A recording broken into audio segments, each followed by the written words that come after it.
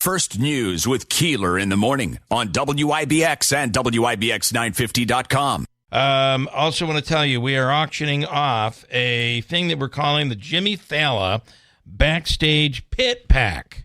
The Pit Pack. It's like a $300 in tickets. 4 tickets right up in the pit at the Jimmy Failla show next Friday. Current bid $300. Current bid Marhaver. is $300 on this. Plus, you'll go backstage for a meet and greet just before the show and get some headshots, some pictures, and autographs and all that stuff.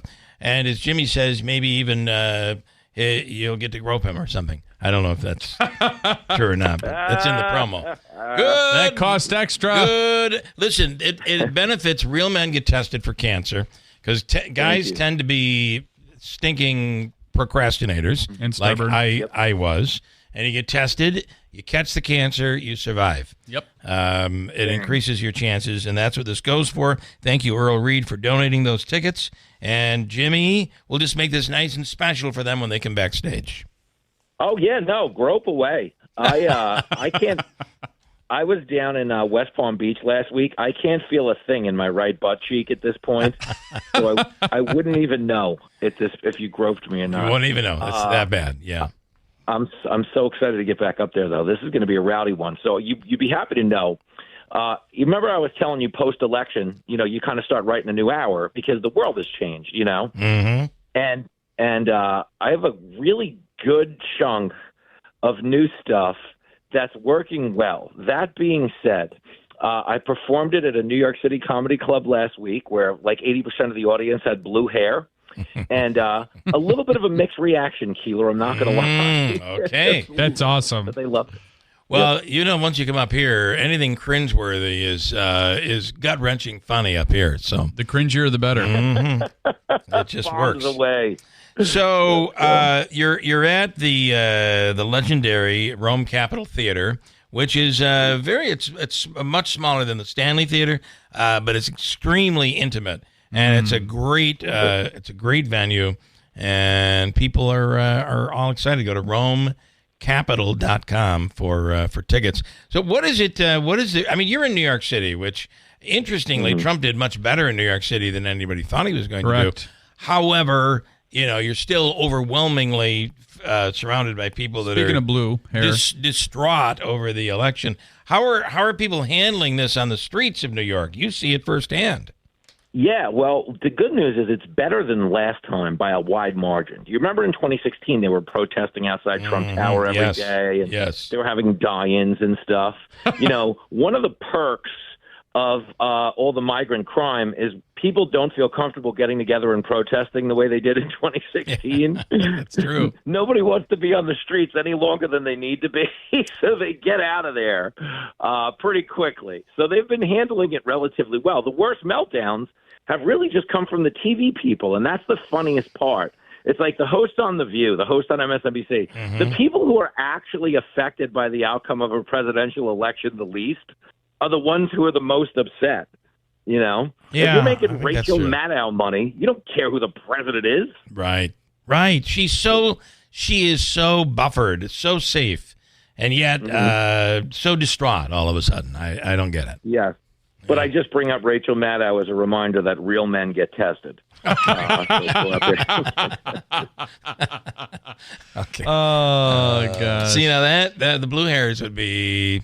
I'm not sure about that in 2024. Although the Elon Musk trolling of Rachel Maddow has been entertaining lately, I'll tell you. Right?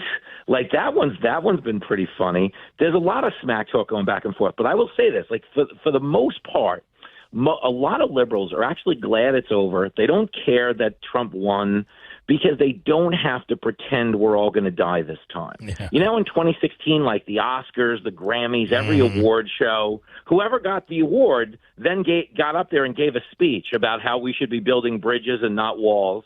and then went home to their house surrounded by walls. Do you remember that whole era of America? I do remember that. Nobody who won an Oscar was building a bridge that led strangers onto their property for some reason. But I don't really see it as much. So It's been a really good time to do comedy. Even in New York, they took the beating last week. It was great. So I don't know. It's a wild time to be alive. Well, and one thing, listen, ratings, in terms of ratings, a lot of these shows and networks got beat up badly. Yeah. So all of a sudden they're looking at, am I political or am I an entrepreneur? Am I trying to make money or am I not? And that's what's going, I think that forces their hand. And of course, you have, you're almost out of time. I just see that. You have Saturday night. Watch Jimmy's show on Saturday night. It's awesome. As a prelude to what you're going to get next week in Rome. Damn right. We're throwing the fastball. It's going to be a wild one. So buckle up, kids. The champ is coming. I expect this show to go so well that it inspires peepers to get back into business. So that's my prediction. Maybe they'll open just in time for your return. So. Happy Thanksgiving and eat slow, Jimmy. Gobble, gobble, boys. You're the best. Thanks so much. Week. All right, buddy. Great holiday. Thank you. Jimmy will be in town next week. We'll talk to him again next week. He'll be in town on Friday. And yes, it is true. Tickets are on sale. There are great seats still available. And when I say that, I really mean tremendous seats. There are really good seats still available. And go to RomeCapital.com, or I believe you can go right to the box office and get your tickets. Get them now. And we hope to see everybody. It's also, Megan, this is a big deal. It's also our 99th birthday celebration. That can't be lost on anybody. Will be happening as part of all of this, right?